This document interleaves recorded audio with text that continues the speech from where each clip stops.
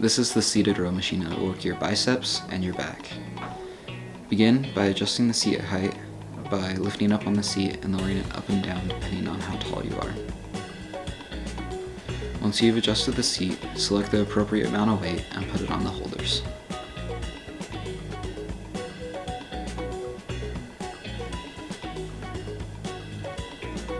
Once you have placed the weight on the holders, sit on the seat and choose from one of 3 hand positions to pull the weight back.